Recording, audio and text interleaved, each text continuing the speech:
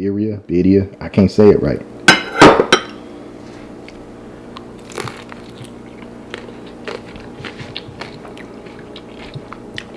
Oh yeah.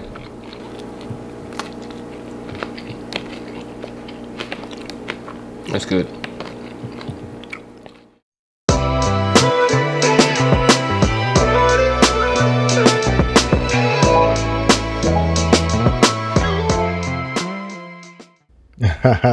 All right.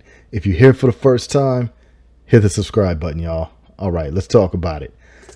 Today's recipe, we're going to require chuck roast, chili powder, black pepper, salt, garlic powder, cumin, beef bouillon, paprika, dry pasilla chili, red dry chili, green and red jalapenos. You're going to need those fresh. Some fresh rosemary, fresh thyme, fresh garlic, fresh cilantro, white onion, and your tortillas of choice.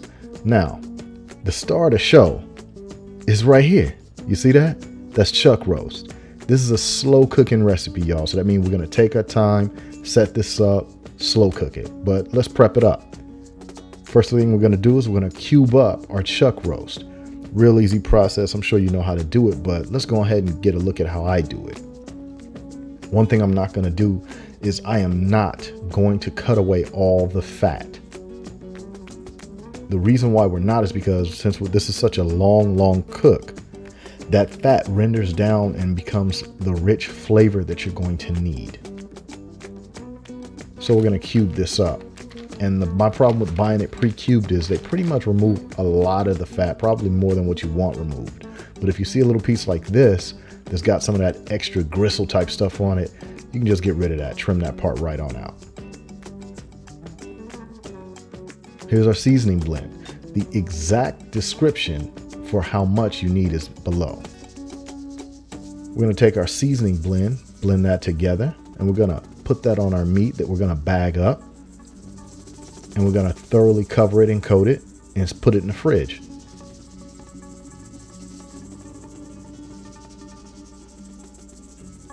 Now, when you refrigerate it, the longer you refrigerate it, the deeper, the richer the flavors are going to be. I'm going to recommend anywhere between 1 to 4 hours.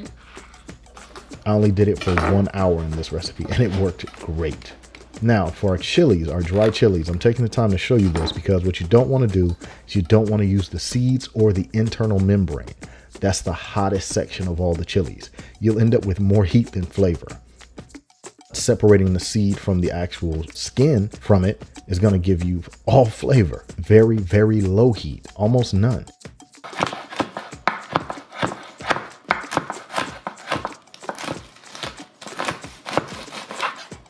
We're going to chop up our chilies here. We're going to chop up our cilantro, and all the things are fresh ingredients. We're going to prep that up while we got our meat sitting in the fridge resting, waiting on us.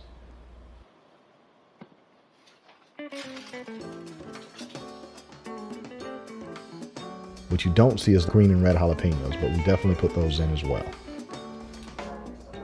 As you can see from my cast iron skillet, it's time to give it some love. Look at that. You see those two layers? It looks like an oily black and a gray shiny black. Yeah, that means it's time to season your cast iron. I've been abusing them, y'all. But this is what makes cast iron so durable, so versatile. Look at this. I'm using a cast iron Dutch oven, and I'm going to kind of saute our onions just a little bit, not completely silver or see-through translucent. You don't want to go that far, but just a little bit. This process took about maybe 3 minutes, as you can see. Not even 3, maybe 1-2 minutes, but it does make a difference. Now we're going to take our meat from the fridge. I actually added some onion to our meat. You can see it coming out of the bag right here. And I put it in the fridge. I opened up my bag and added some fresh onion pieces in there to help it out. And trust me, that deepens the flavor as well.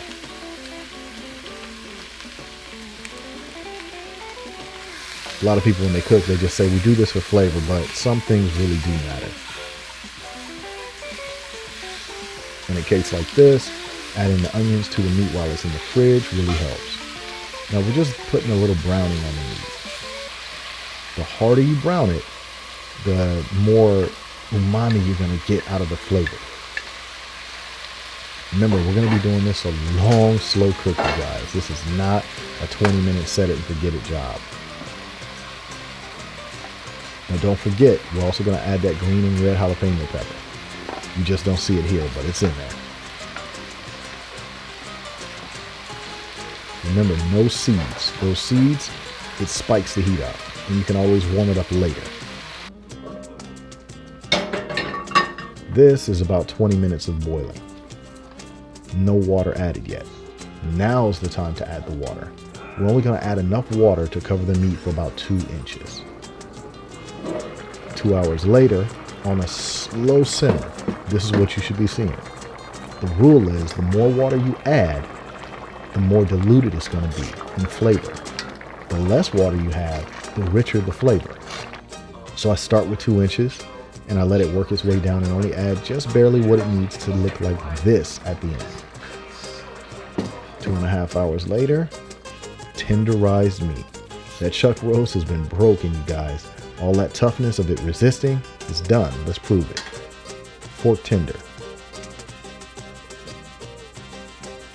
See that? Snapped right off. You take your 2 forks, spin you about 3 minutes, and you should be able to shred all that beef up just like this. Look at that. It's beautiful. Look at that. Now, here's what we do. We take our tortillas, we dip them right on in the liquid that was created by all this beef. As you can see, I added some cilantro, fresh cilantro in there. Make that skillet hot enough to not care about the smoke. Drop it in there with some of the sauce on those tortilla shells. Go ahead and drop you some of that wet shredded beef on there. And this beef can be used to make tacos, burritos, put it with eggs in the morning, whatever you can think of, sandwiches.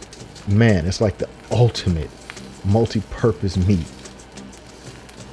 Put you some fresh onions on there, some cilantro, and you're good to go. In this case, because we did it something similar to birria, the birria tacos that I love so much, but it's also kind of a reminiscent of barbacoa or things like that. As you can see, I love Mexican food. We love it in my house. So that's it, you guys. That's how you make the shredded beef taco. Man, let's go ahead and get us a quick flip. We can't just leave you like that. Look at that. It's beautiful, right? So that's how we do it. Shredded beef tacos. But you didn't think I was going to leave and not plate this up and let you see us eat it, right? All right, y'all. Go ahead, enjoy what you see. Go ahead and make this recipe. All right, y'all. Hit that subscribe button. Run it back, run it back.